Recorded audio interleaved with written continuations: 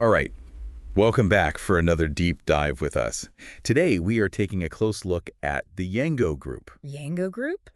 And we're trying to figure out, basically, is this a regional success story, or are they really poised to maybe become like a global tech disruptor, right? Yeah. So to do this, we are using Roman Shimansky's LinkedIn profile as our main source. Interesting. Yeah. So if you're asking yourself, who? He's got over 15 years in the entertainment industry. He's worked at Paramount Pictures, Wow. but he's also currently like knee-deep in tech with Yango. Interesting. So, taking a look at this LinkedIn profile, what I find most interesting here is the depth and the breadth of all of Yango's ventures. It's not like they're just dabbling different things. They're making a serious commitment to ride hailing, to AI development, to content creation. They're building an ecosystem. Yeah, it's like they want to be the one-stop shop for everything tech Yeah. in the region. But they're not just copying what's already been done. Yeah. Like, they just launched a city taxi service within their app in Abu Dhabi, Oh, wow. which seems like a pretty smart move. It is. It is. It's very smart because they can leverage their existing user base and that brand recognition to enter a market that I think is really ripe for some disruption. Plus, you have to think about all of the data that they're going to gather about transportation patterns, about user preferences. Data is gold. Gold in today's tech landscape. Data gold. Got it. Yeah. But speaking of disruption, what about those Yasmina AI-enhanced smart speakers? Yes. I mean, going up against, the Alexis and the Google Assistants of the world, that's a pretty bold move, It is. especially, in a market that's already so saturated. Right, and that's what makes this so interesting is that they're not shying away from this challenge, from a challenge. And, I think what we need to really analyze here is, are they banking on a specific niche within the MENA region? Are they leveraging some sort of cultural understanding or language capabilities that, maybe the global players haven't fully mastered? It reminds me of how Shimansky was really excited about Guytech's Global 2024 Oh, yeah. on his LinkedIn, Uh-huh.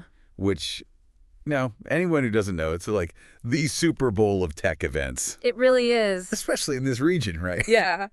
Like the fact that he is so hyped to connect with other industry leaders there shows you that they're really thinking about their place on like the global tech scene. Absolutely. I mean, GI Techs is a hub for innovation, for collaboration, and for just deal making.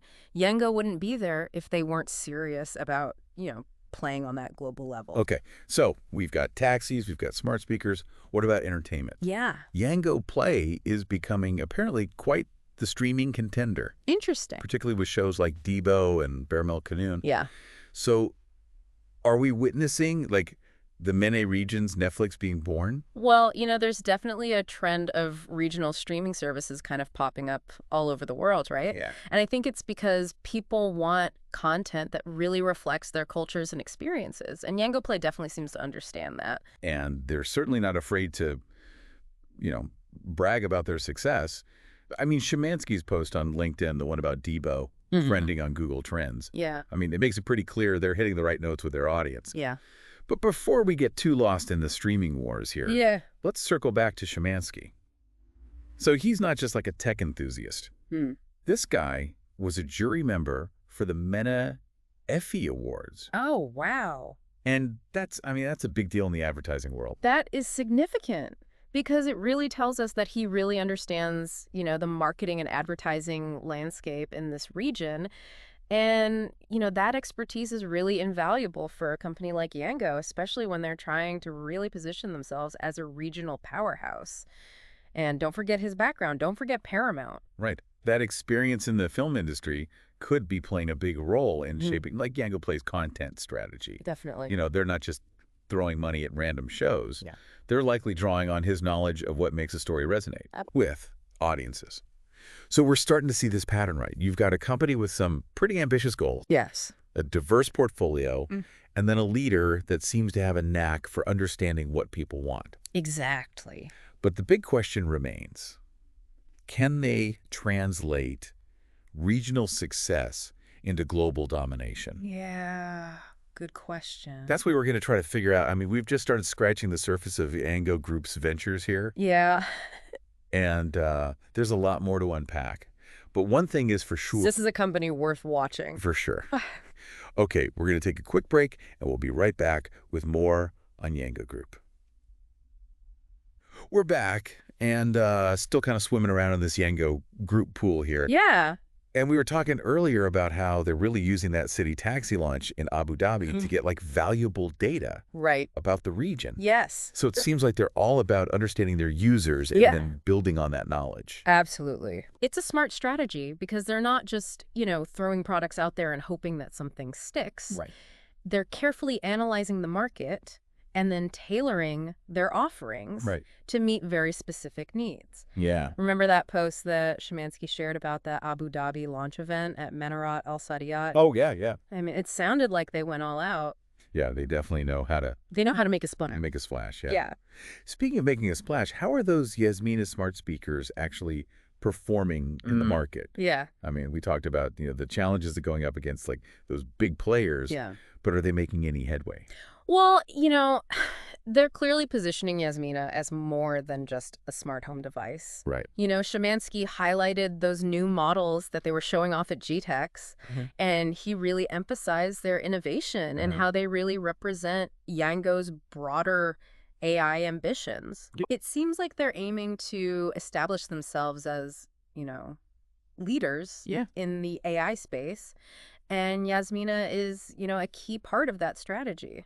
So maybe it's less about like immediate market dominance. Yeah. And it's more about building that long-term reputation for AI expertise. Exactly. But I mean, let's be honest. Are people actually buying them? Like, I haven't exactly seen Yasmina's, flying off the shelves. Well, it's still early days, and it's really tough to break into a market that's already dominated by those really established brands. Yeah.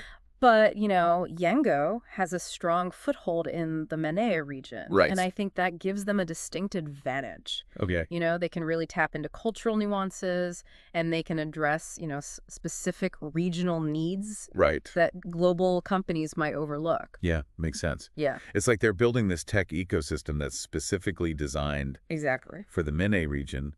And then Yasmina is just like one piece of the puzzle. Yeah, one piece of the puzzle. And speaking of pieces of the puzzle, let's not forget about Yango Play. Yes. Is this regional streaming service truly a Netflix contender? Well, we've seen Shimansky boasting about the popularity of shows like Debo and Burmer Melkanoon. And I think there's definitely a growing appetite for streaming content that caters to those specific cultural tastes. Yeah. Yango Play is riding that wave. And, their success with shows like Debo, it really suggests that they found, a winning formula. So they're appealing to, local audiences with original content. Yes. And that kind of sets them apart from the global giants that, they tend to focus on that more universal appeal. Right, right. It's a clever strategy. It is. And it seems to be paying off. Yeah.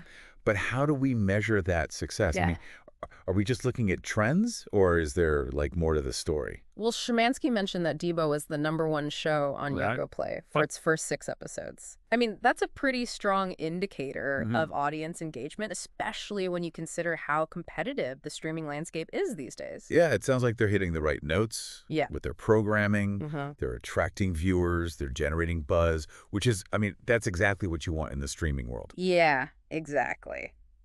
But let's kind of zoom out a bit. Okay. And talk about like Roman Shimansky's overall role in all of this. Yeah. He's kind of like the connecting thread between all these ventures. Right. And his expertise, it seems to be playing a pretty significant role in Yango's success. Absolutely. I mean, his background at Paramount combined with, his marketing savvy. Right. I mean, remember, he was a jury member for the Manny Effie Awards. Yeah. Right. That gives him like a really unique perspective. Yeah. He understands both the creative and the business sides of the entertainment industry. Right. And that's invaluable for a company like Yango. It's almost like he's like a conductor. Yeah. He's like orchestrating all these different elements to create like a symphony of tech and media innovation. Yeah. And he's doing it with a deep understanding of the region. Right. And a vision for the future. He's not just managing, he's leading. He's leading. And that's a crucial distinction. A crucial distinction. Like, he's not afraid to take risks, to experiment, to kind of push the boundaries of what's possible. That's right. Okay, so we've established that Yango is a force to be reckoned with in the Menai region. Yeah. But here's like the million-dollar question, right? Okay. Can they go global? Right. Do they have what it takes to compete on the world stage? That's what we're going to explore in our final segment. Okay. We'll delve into their potential for global expansion, we'll analyze their strengths and weaknesses, and we'll try to predict what the future holds for this really ambitious company. All right, so we spent this deep dive really kind of exploring this Yango group. I mean, they're building this whole tech and media empire in the Middle East. It's impressive. But the big question, like looming overhead, right? Yeah. Can they conquer the world? That's the question, right? I mean, they've definitely laid a strong foundation in the MENA region, but going global always presents a whole new set of challenges. Right. The competition is fierce, and they're going to need to adapt their strategies to succeed in different markets. Yeah, it's true. They've got this like formula that seems to be working well in the MENA region, right? Like tapping into those cultural nuances, understanding the local market. But will that translate globally? Yeah, that's the key question. They've carved out this unique niche, but can they replicate that success elsewhere?